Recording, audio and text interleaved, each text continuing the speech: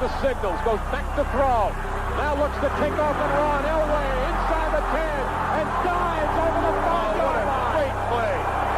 Great play by John Elway. Just phenomenal.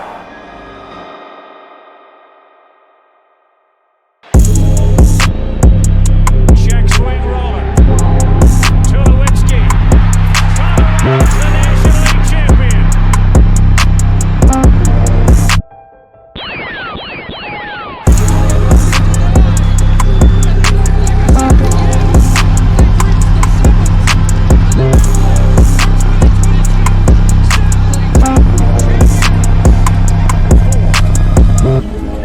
Jokic has to put it up.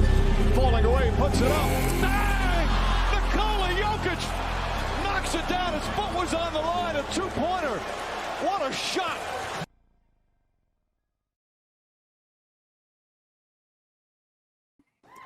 What's up, everybody? Welcome back. Welcome back to Talking BS. I am so thankful.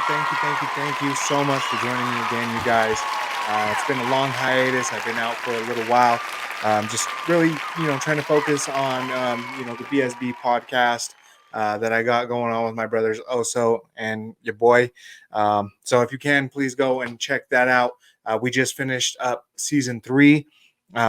So we got some big things coming in the future on our show. So please, go subscribe to the channel at BoxDayBoys303. Follow us on Twitter and all that good stuff. That's also where you're going to need to be to find any updates and anything going on with this show as well, because it is all within the Box Day Boys umbrella as it is. So, so thank you guys so much for the patience. I know I've been gone for a while with all the stuff going on. This show does take a lot of time, a lot of dedication that I just honestly did not have a lot of at the time. So now that BSB is wrapped up for season 3, I'm going to have a little bit more time to get into this stuff. I'm not taking breaks from watching games or anything like that. So it's all the same stuff. I've been on top of everything. I know what's going on. And I've been doing a lot of research. I'm just trying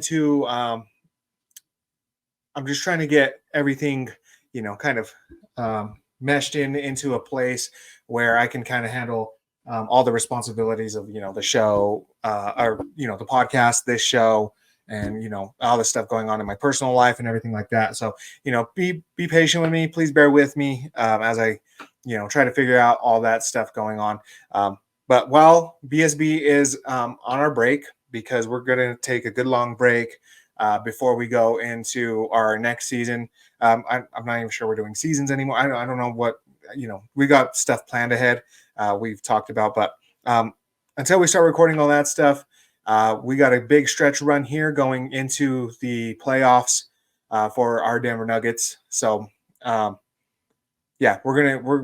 definitely going to be having a lot more episodes coming up, at least once a week from now on, because it's time to ramp up, baby. It's time to ramp up. It's time to get ready for this, playoffs coming up. I'm super, super excited. I've been super locked in all through the entire NBA, like not just the Nuggets games. I'm pretty sure I've watched a game every night since the All-Star break.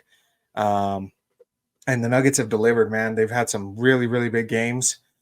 They've won, I think, 8 of the last 9 or something like that. Or 9 of the last 10 as of last night. I guess, they just beat the Jazz, whooped the Jazz. It's going really good so far.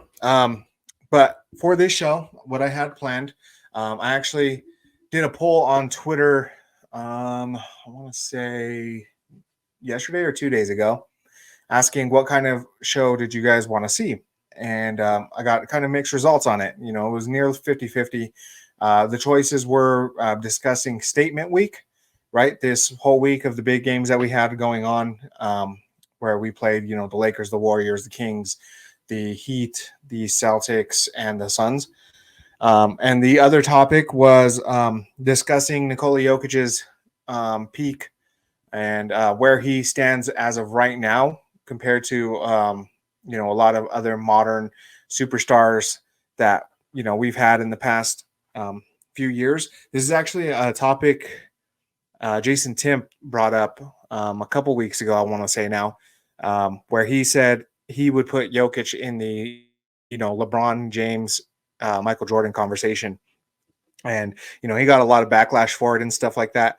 So, with that said, I actually wanted to cover both of those topics just because they're both so, I think they're just crucial, man. I think they're good conversation points to have. And, something that we as the fans, really need to start discussing. It's the whole, we need to have a conversation meme. Statement week was a big week. These were a lot of big games that we had going on. And, and then on top of that, Jokic's, all-time greatness, what better to discuss than these two topics? Instead of clips of the week this week, since it is going to be a discussion on statement week, I thought I would just start with that, and we're going to do it a little different this episode. So I went through, I did some research, of course, and we're going to start with the February 25th game against the Golden State Warriors. And we're going to go till our game against Boston on March 7th. Over those 6 games, we were at Golden State. We came home to play the Kings. We were home against the Heat. The Heat game was the second night of a back-to-back. Then we went to LA, played the Lakers, came back home, played the Suns, and stayed at home to play Boston. The only loss in that stretch run was our game against the Phoenix Suns. And to be honest, the only reason we really lost that game is because Jokic went 8 for 18 from the field. He did have 25 points, but 25 points off 18 shots is not a typical Jokic night. And another weird one, he only had 5 assists. So just offensively, he kind of struggled. But we'll get into that. But this was a week full of big games. These 6 teams are a combined 223 wins and a 154 loss mark. That is good for a 59% win percentage. So these are good teams. All of them have winning records, and they're all in the playoff hunt. Whether, the Celtics, which are, record-wise the best team in the league, the Warriors, who I think at the time I did that calculation, were like 33-29. Even the Lakers, I think, were a game or two above 500. Over this stretch, they averaged 114 points a game, 49% from the field, 36% from 3. They bumped their rebounds per game, team-wise, from 44.5 rebounds a game to 45.3. So not a huge bump, but that would be good for 6th in the NBA. Now, defensively, they bumped. This is what I really want to get at. So defensively, they bumped their steals up from 7 a game to 8.5 a game. That would be number 1 in the league if they kept that up throughout the entire season. Blocks per game went from 5.5 to 6, which would rank as 6th best in the NBA. And what I think really stands out more than anything is their defensive rating over the 6 games. So they are ranked 9th in the NBA right now at a 113 defensive rating. Pretty good, right? I remember the days where, we relied on PJ Dozier and Will Barton to get us, good defensive stops. And now we got guys like KCP, AG, Christian Brown, Peyton Watson,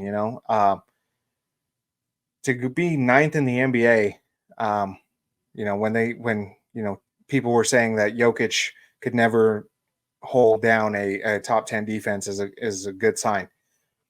But over these 6 games, much more impressive, they had a 107.3 defensive rating. So they went from 113 to a 107.3 defensive rating. And that would be number 1 in the NBA by a pretty big margin. Right now, I believe Minnesota is number 1. I think their defensive rating is a 108.1. So we'd be a full point ahead of them based off of that. It's just they locked in. They had a great week defensively. and it's impressive, man. Like they held teams, right? They held star players, right? So check this out. Stephen Curry had 20 points in his game against us. Demonis Sabonis, 13 points against us. Jimmy Butler, 21 points against us. LeBron James, 26. Pretty good game for LeBron. Kevin Durant, he had 35 points, but that was on 34 shots. AG was on him a lot of the time. He made him work. And Jason Tatum kept him to 15. So we locked in. We kept a lot of the star players from really killing us this week. The one game where somebody went off or, had more than 30 is the game that we did lose. So I think that's really impressive. Those are deadly players, man. Like, I mean, keeping Steph to 20, Sabonis to 13, Jimmy to 21, like those guys kill it, Jason Tatum to 15. LeBron had 26, but we all know LeBron is capable of going off, for 40, 50 points at a time. Even Kevin Durant, right? Like you put up 34 shots on a normal night, Kevin Durant's probably at like 50 points at least. So, to keep him at 35 on 34 shots, I thought was pretty impressive. So February 25th, we took on the Golden State Warriors. They ran a starting lineup of Stephen Curry, Przemski, Wiggins, Kuminga, and Draymond. A little too far. Sorry. So in 33 minutes for Jamal, he had 32, 3, and 6. He was a +7. KCP had 29 minutes. He finished with 16, 2, and 4, and a plus. Oh shit, that is wrong as hell. Okay. So in that game, Jamal finished with 36 minutes played, 27 points, four assists, I want to say, 3 rebounds, and a +18. KCP had 35 minutes, was at 13, 2, and 3. He finished as a +19.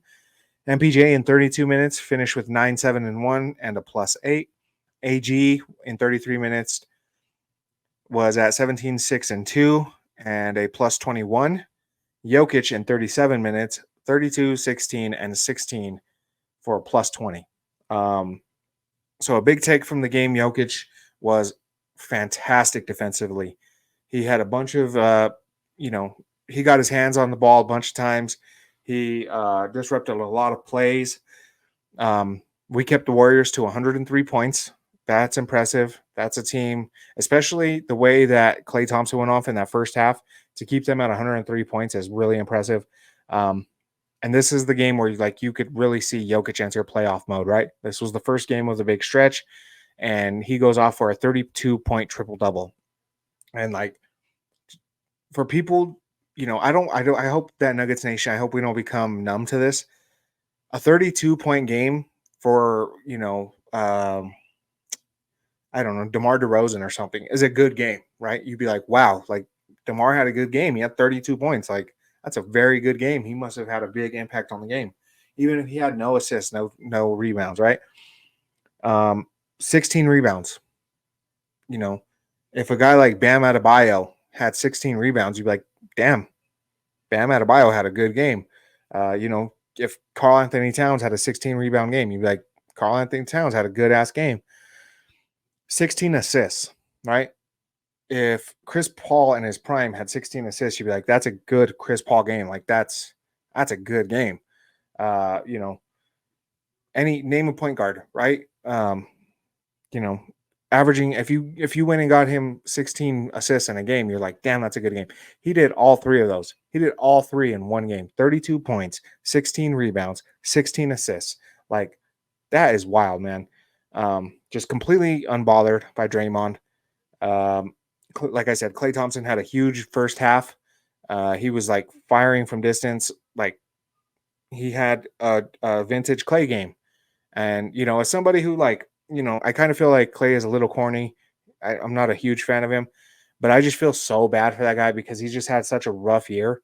And, he's like staring mortality in the face, like at one time he was like arguably the best shooting guard in the league. He's arguably the second greatest shooter of all time. And now he's coming off the bench behind a rookie. That's tough, man.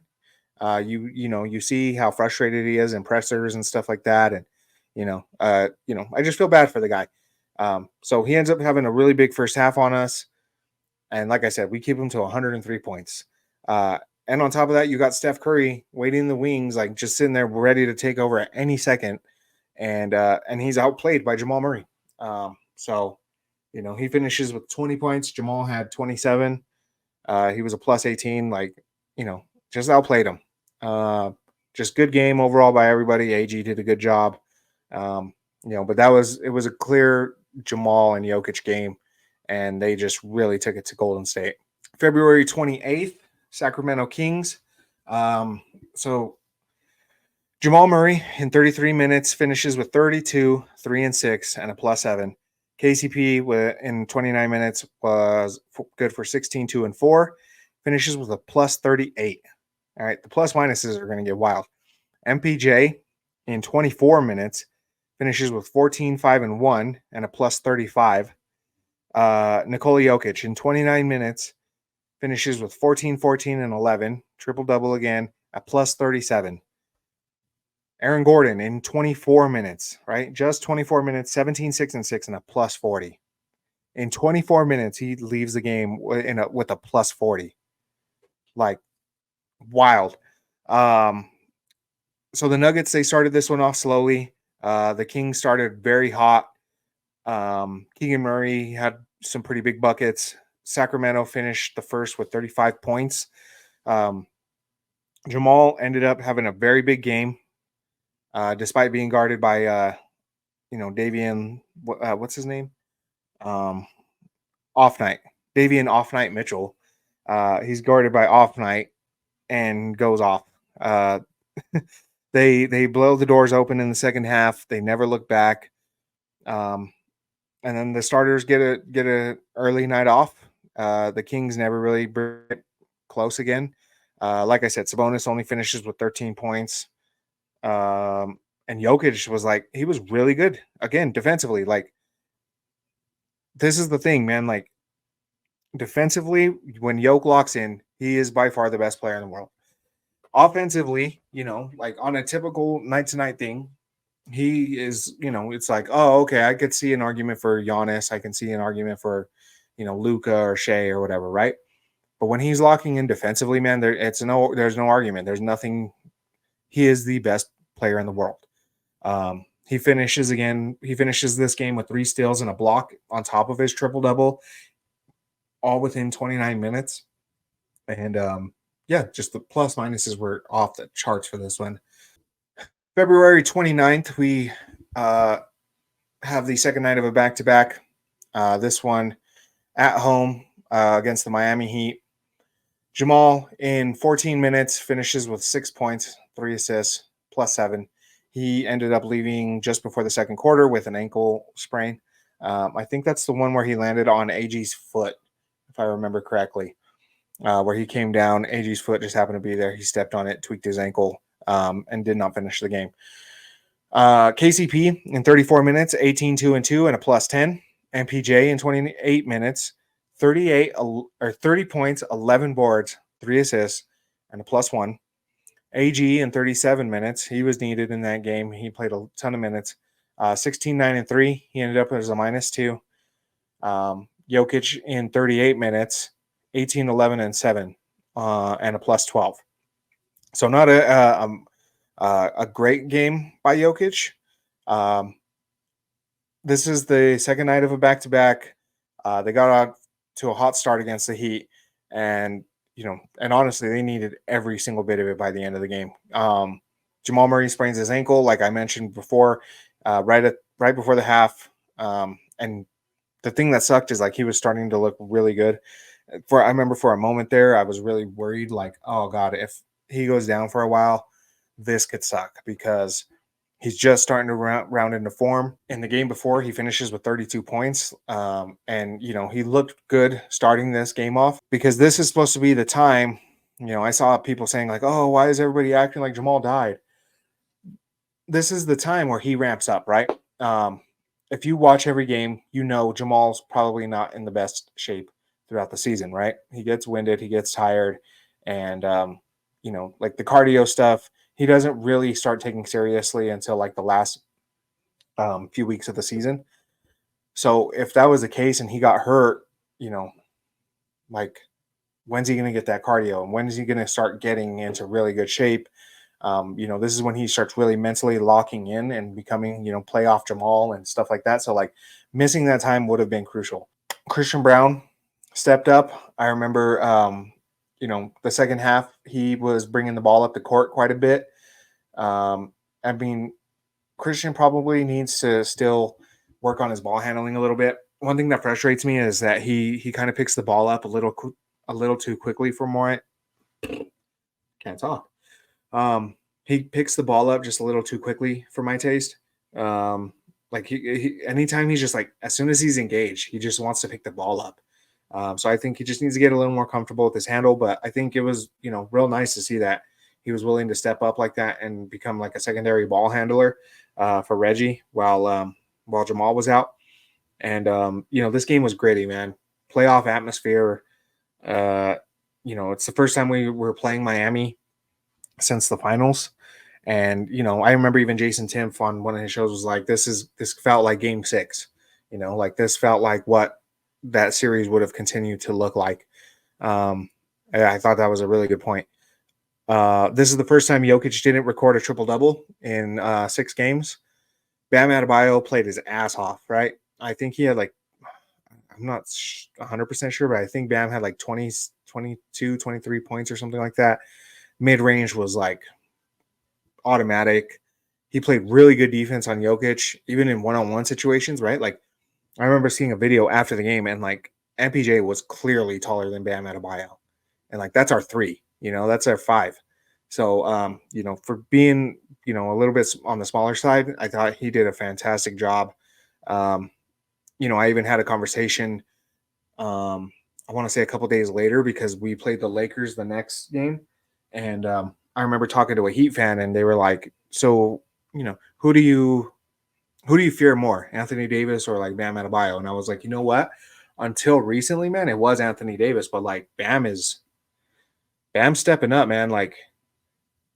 In the next game, and I'll get to it, Jokic just kills AD. There is no fear with Anthony Davis anymore. But Bam Adebayo still, he gives Jokic trouble sometimes, and in the finals, I was really impressed by him. And to me, he's clearly the third best player. He's clearly the third best center in the league, in my opinion. I think it's Jokic. I think it's Embiid, and then it's Bam Adebayo. And I would say Adebayo is probably closer to, Embiid than he is to Sabonis. It depends on if you count Anthony Davis as a power forward or a center. I kind of always just thought of him as a power forward because he doesn't really like to play center. So, but in that case, yeah, Bam is the third best center in the league, in my opinion. There was even, and I got this quote from Adam Mares in their post-game show, and I thought it was a really good point. He was talking about you go through and you check boxes off throughout the season, right? And he's like, we checked our toughness box off. He's like, I'm fully confident in the fact that they're tough enough. He said they are tough enough to win an NBA championship, and to do it against the Miami Heat is what was impressive, right? That's one of the toughest teams there is. Miami stormed back. They will not let you win. If you want to win, you have to take that win, and they're not going to let you win it. All right, March 2nd, Los Angeles Lakers. Jamal finished with 38 minutes, 24, 6, and 11, plus 6.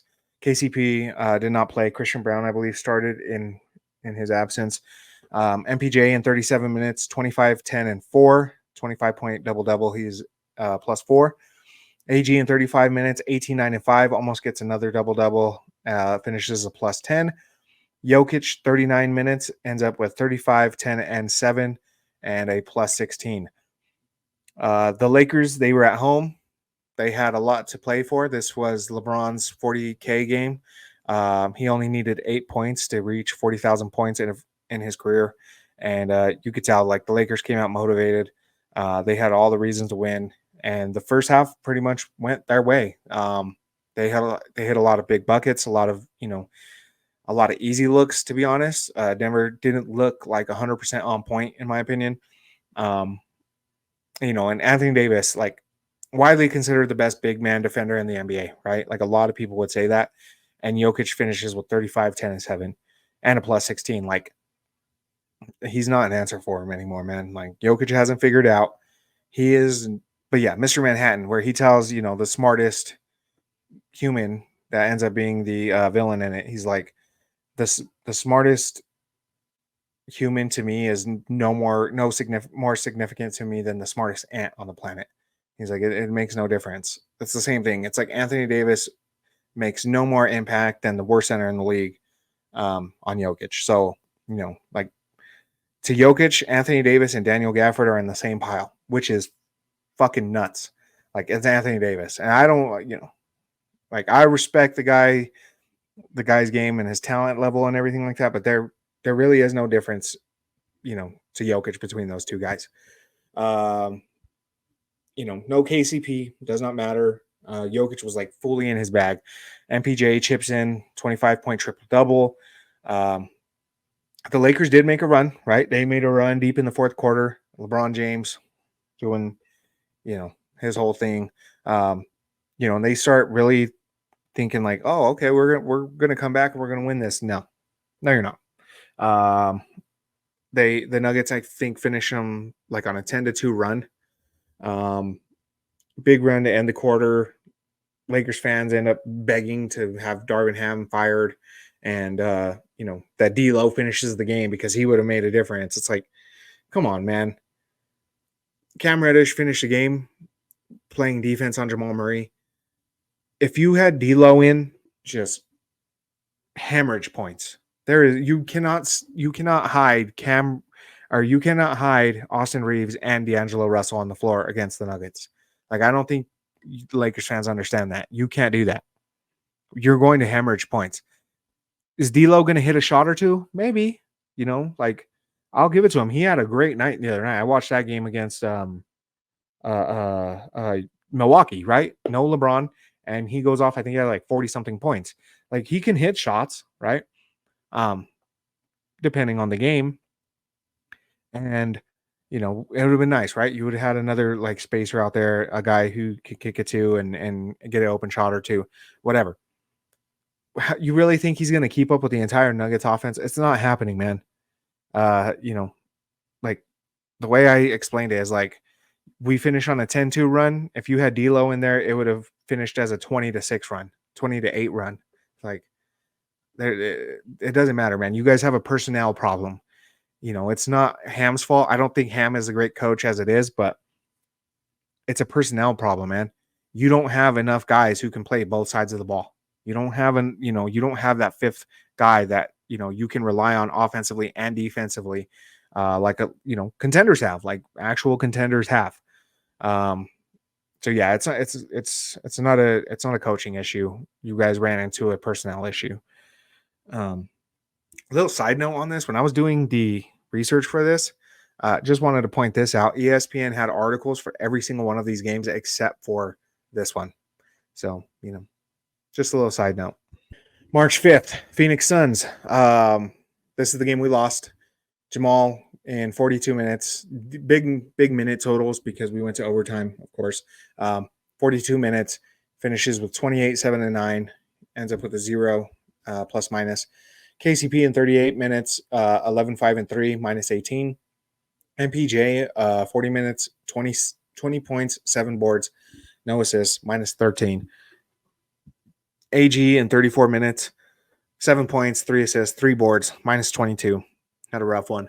Jokic in 38 minutes, 25, 16, and 5, and a minus 13. This game, so it started off the Grayson Allen experience. He just had himself a game.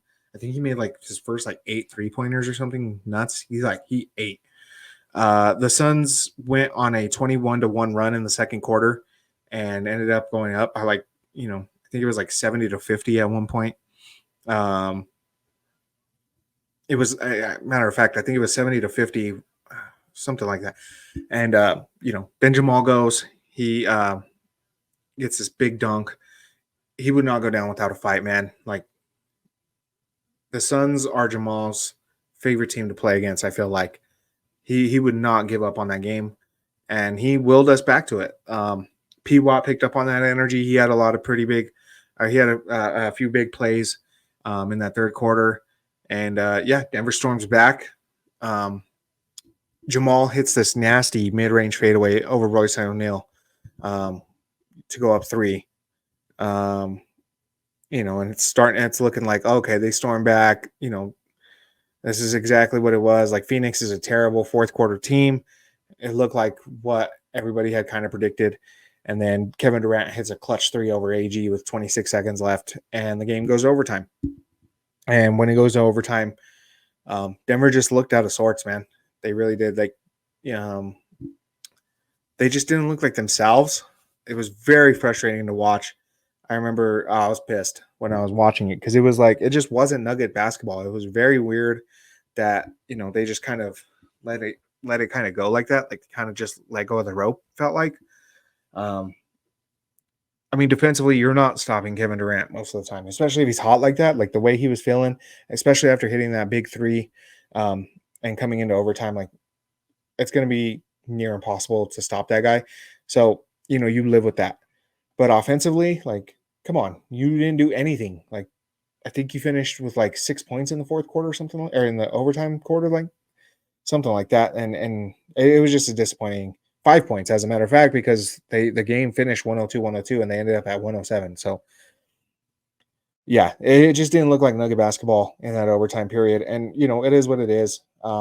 Phoenix didn't have Devin Booker either, so that was like another little concerning thing. But yeah, I think it was just mostly like Denver just not executing the way that they should at the end of the day.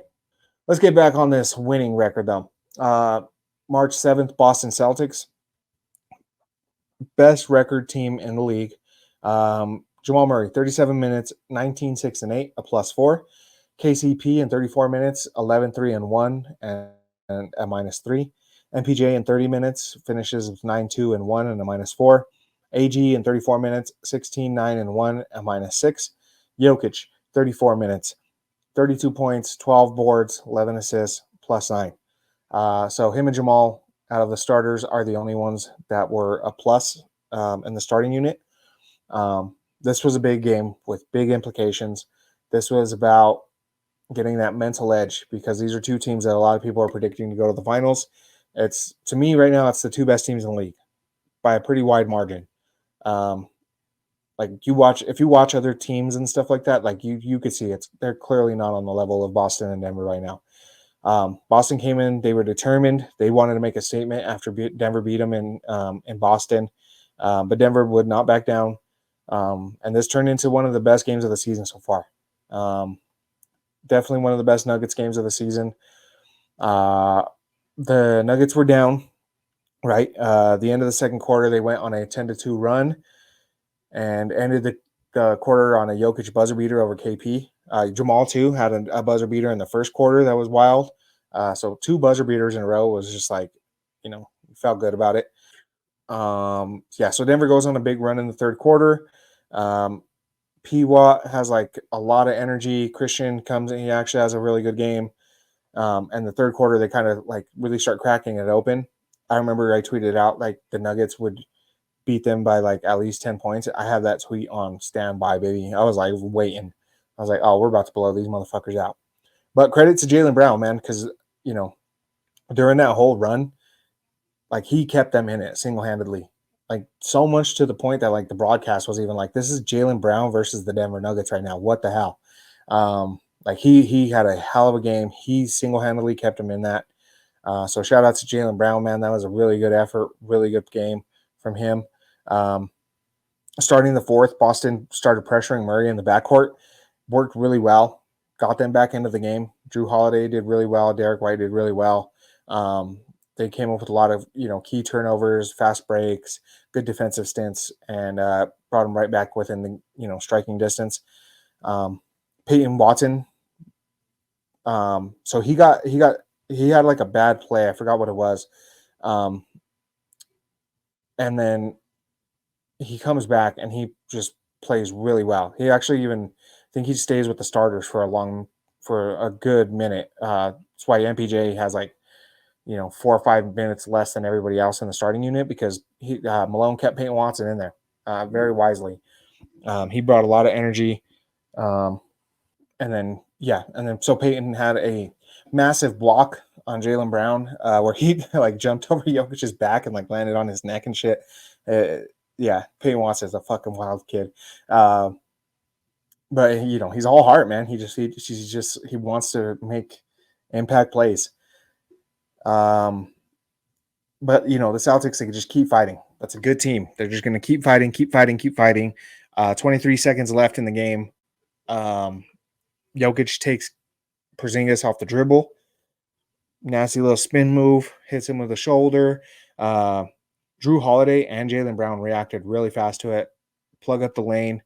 He's actually triple teamed for a split second. And of course, right then AG cuts towards the basket. Tatum does a good job, man. He reacts like as soon as AG starts going, but like, what can you do, man? It's Aaron Gordon. And, Jokic throws up the lob, hits him with the finale oop, the door slam, whatever you want to call it. Denver wins 115-109 in a battle of the two giants of this NBA season. Jokic records his 20th triple-double of the season, and once again, the defense of the Denver Nuggets is what really wins them this game, paired with, elite offensive efficiency. But they really stepped up. They showed us playoff basketball.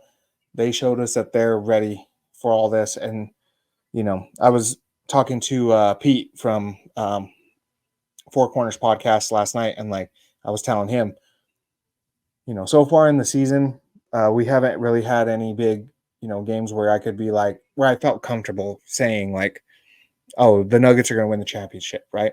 Like, I know they're a contender, of course. I know that they're like, amongst the best teams in the league. But, if the odds were decent now, I would be betting on the Nuggets to win the championship. So, with that said, they showed me this team is capable. I believe in our bench. I believe in our defensive ferocity. And, I think when it comes down to it, man, these guys, they got it, man. They got it. So with that said, as crazy as Jokic is, man, he had a fantastic week. Just balled out, man. A few triple doubles in there. The 32, 16, and 16 game against the Warriors. A master class against Porzingis and the Celtics. A lot of really good play from him, man. He's you're getting a lot of these conversations now on these big podcasts and all these big shows and all this stuff is like, where is Nikola Jokic's peak in reference to a lot of these other all-time greats, even on the graph here, you could see Jokic's, prime is still going up, of course, but he's up there. Like he is peaking up there with, some all-time great players. So what I wanted to do is go through and kind of look at some of the peaks of, some of my favorite players of all time. I didn't want to go too far back because it's just a different game, man. I really do feel like there's, we talk a lot about eras and stuff like that. I just feel like it's not really fair to compare a lot of guys from like the 60s and 70s to like, Stephen Curry and stuff like that, just because it's a totally different game, right? Like those guys didn't even have 3-point line. A lot of the rules were different. It just was a different game. So, I'm going to start with, of course, the GOAT. I want him in this conversation. So we're going to start with Michael Jordan as the first guy to talk about here. I went through, looked at his career, and kind of decided that his peak was 1986, right? That's when he kind of just starts, and like that's when you're like Michael Jordan, right? Like he is insane. And of course, his first couple years he was, great as well, but this is when, I think he averaged like 33 a game that year, and you were just like, yeah, or he actually averaged 37 a game that year. So in his third year, he averages 37 points per game, becomes arguably the best player in the league, despite not winning the MVP until a few years later. He did enter the league at 21 years old, so he was like 23, 24 years old at the time. He finally started finding success in the playoffs. He had a broken foot in his second year, and so can't count that one. And then we're going to end in 1998 after his second three-peat, and he retired for the second time. Not going to count these Wizard years because that's obviously not peak Jordan. So 86 to 98 is kind of the years I chose. The accolades he put up in that time, right? So what I'm doing is just these time frames, right, of just their peaks. I'm not talking the entire body, of the entire body of work that they did, just the peak. So within his peak, those peak years that I'm mentioning, 86 through 98, he won 6 NBA championships, 6 NBA Finals MVPs. Every single championship he won, he was the Finals MVP. He won 5 MVPs of the regular season. He was an 11-time All-Star, 10-time All-Defense First Team selection. He won a Defensive Player of the Year. He is a 9-time Defensive First Team, 2-time Slam Dunk champion, and averaged between 27 to 37 points per game in every one of those seasons. That is the reason why I chose those years, because he is the GOAT, man. Like, I get it. LeBron James has the best career of all time. But Michael Jordan is the greatest basketball player ever. Now we're going to go to LeBron James, as a matter of fact. For him, I chose a very, very specific starting point for him, because to me, this is where the real LeBron James era should kind of be recorded at, or like be remembered for, right? 2007, Game 5, Eastern Conference Championship. He plays the Detroit Pistons, and he goes on to score 29 of their last 30 points. Takes it to double overtime and ends up beating Detroit and going to his first ever NBA Finals. That is fucking nuts. And to me, before all that, right, like, you kind of have little distinctions in LeBron's career, right, where like his first couple years, like, I don't think he even made the playoffs. Then he goes in and he loses in the playoffs a couple times, and then this is where he finally gets over the hump and gets to the finals. Then he has the trouble years in not trouble, but like he can't win in Cleveland, right? His team's just not good enough. To me, this is just when he really is like, it's like, okay, this is LeBron James. And then his career is insane. Just go through and look at his basketball reference. The dude never like scored less than 20 points in a 20-year career. To this, like, in 2020 or 2021 or 22, something like that, dude was averaging 30 points a game. Like, still is averaging 27 a game this season. He's just nuts. There's a reason he's at 40,000 points. He's literally one of the all-time greats, bar none. Like, he's up there. To me, he's the second greatest player of all time in this span, right? So we're going from, late 2007 or late in the season 2007 until 2020, when he wins his last NBA championship with the Lakers. He won 4 NBA championships, got all 4 of them. He was delivered the Finals MVP. He won 4 MVPs for the regular season, 14 NBA All-Stars, 11 first-team All-NBA selections, 1 second-team, 1 third-team, 5 All-Defensive first teams. I believe those were almost all with the Heat. 1 second-team, and he has a scoring title. LeBron James, I think this is kind of where, I might be biased, but I think this is where we kind of start having the conversation about Nikola Jokic and his peak. To be fair, this is also, the point where Jason Timpf mentioned it in the first place, was like, he's up there with LeBron and Jordan. To me, he's not. To me, he hasn't earned, being in that echelon yet, just because like it is his peak, and he's like, we don't know where it's going to be at the end of the day. But as far as like his highest points of play, like, he is like, this is the type of stuff LeBron James was doing, This is the type of stuff Michael Jordan was doing. So yeah, I think this is kind of where the conversation starts. So without further ado, let's get into who's next. And it's not in any particular order of like who I think is the greatest players of all time. I just thought these were like good examples to showcase the type of accolades he has to get and like the type of career he's going to need to have to be in these conversations and stuff like that at the end of the day. So next up we got Shaq, right? Shaquille O'Neal. I chose the 94-95 season until his 2002 season. And I stopped at the 2002 season because that is when he got like toe surgery. And he won another championship with the Heat, of course, but that was more like Dwayne Wade's team. He was starting to kind of decline, not a lot, but he just wasn't Shaq, right? He wasn't like insanely dominant, unstoppable force Shaq anymore.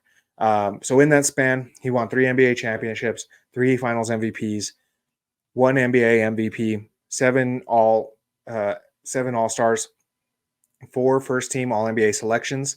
He got 2 seconds and 2/3 as well, and 2 All-Defensive second teams and 2 scoring titles. So the accolades speak for themselves, but I think even the accolades don't do justice to how damn incredible Shaq was. There is a reason that a lot of people in NBA history and like savants of the game of basketball and stuff will just like, nobody says Shaq is the greatest player of all time, but he is the most dominant player of all time. And I think even he is like, that's my thing, right? Like, I'm the most dominant player ever. The guy was 7 foot, 7+ feet tall, 300 pounds, and just a wrecking ball, breaking rims, bodying multiple guys at one, in one move. Like, I don't know. Just Shaq is, he didn't have the longevity, right? Like the peak right here is, 94, 95 through 2002. So like his peak isn't peak. Like it doesn't last a super long time. Like look at LeBron's is like 13 years or something like that. But in that span of time, like I've never seen a force of nature like Shaq was. All right. So next up, we're going Steph Curry. All right. So for him, I chose from 2014 through 2022. And I stopped at 2022 because that's when, they won their championship or whatever. And 2014 because that's kind of when he came out, right? Like he had a lot of ankle injuries and stuff at the beginning of his career. I remember having this conversation a couple of days ago with my brother Os about like, I didn't think Steph Curry was good. Like when it was him and Monte Ellis, I was like, that team sucks. Like Steph Curry is not that good. Monte Ellis is not that good. They trade Monte Ellis away, give Steph Curry this like big extension, and everybody's like, what the hell? These guys are nuts. And then 2014, I think, is the season where he breaks the single season 3-point record. And that's when he kind of just like really steps on the scene.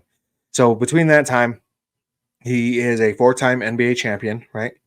1-time Finals MVP, 2-time NBA MVP, 4-time NBA first team, 3-time second team, 1-time third team. He is a 2-time scoring champion, and he won the 3-point contest twice.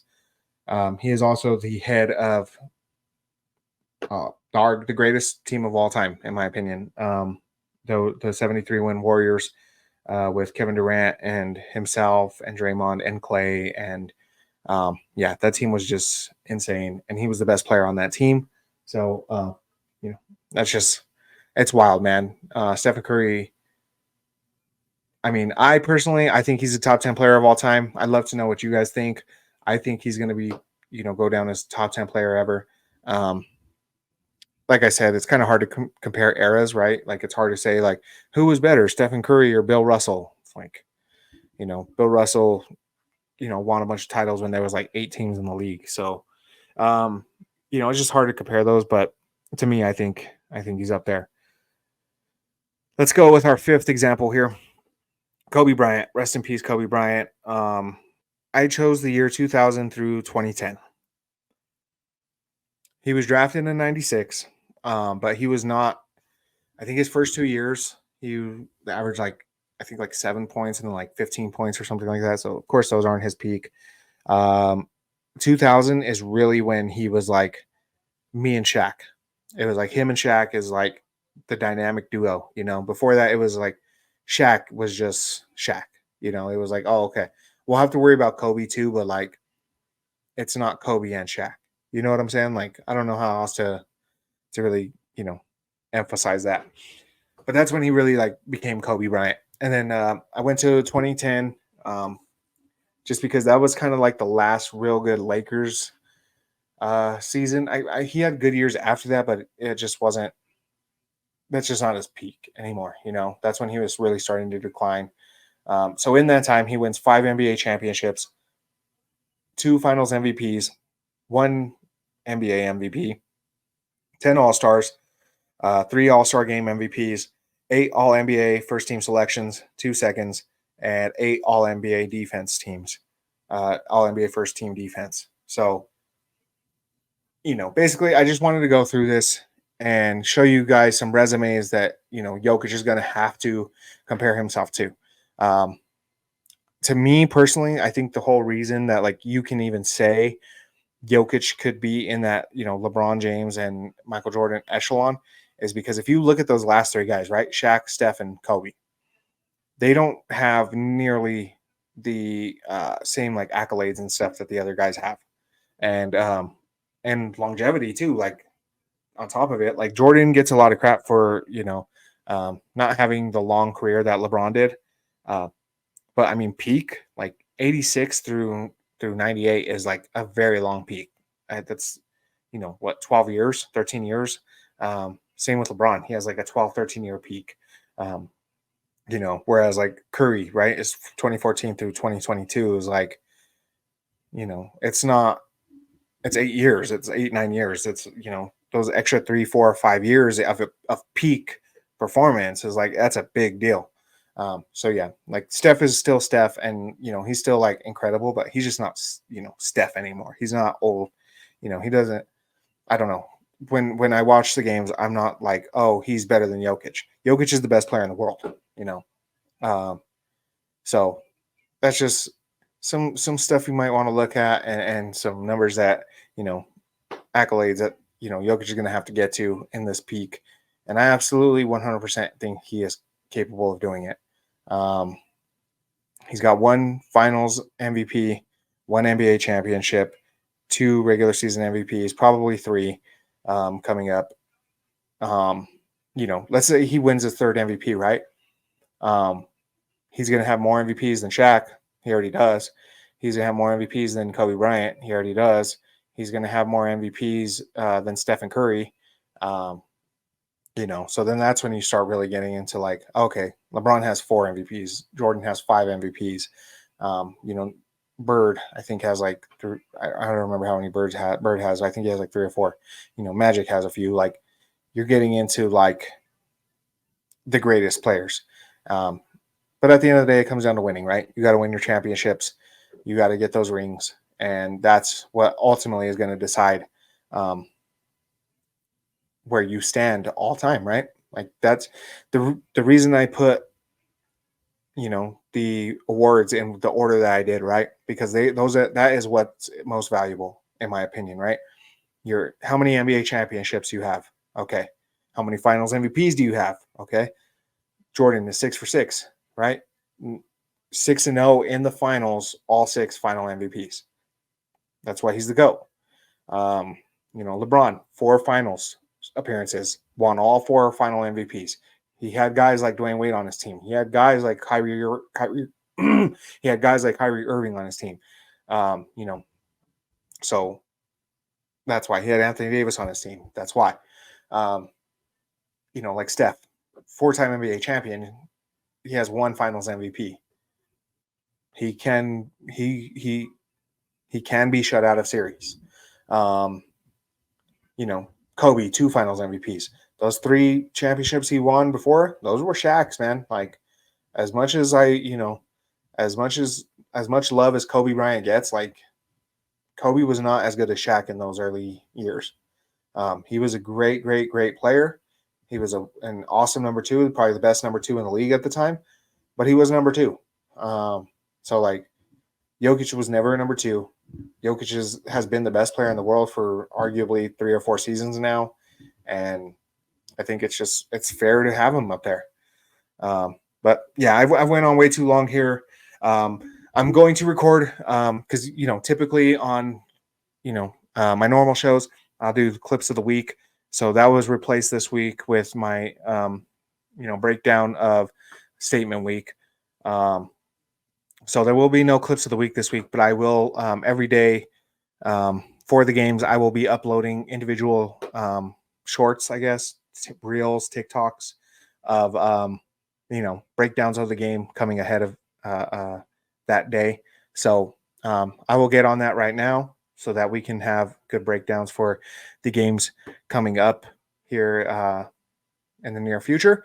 And thank you guys so much for joining me today. From the bottom of my heart, man, I appreciate it. It's so cool to be back to this. Like, I honestly was fiending. I just didn't have the time.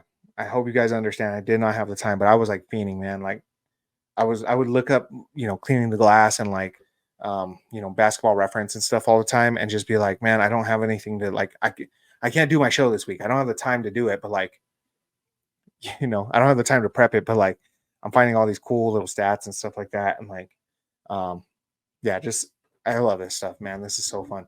But anyway, you guys have a wonderful week. You will be seeing much more of me very soon. And like I said, I just thank you guys a million times over. I can't say it enough. I just thank you. I thank you. I thank you. I thank you. I thank you. I thank you. I thank you. I thank you.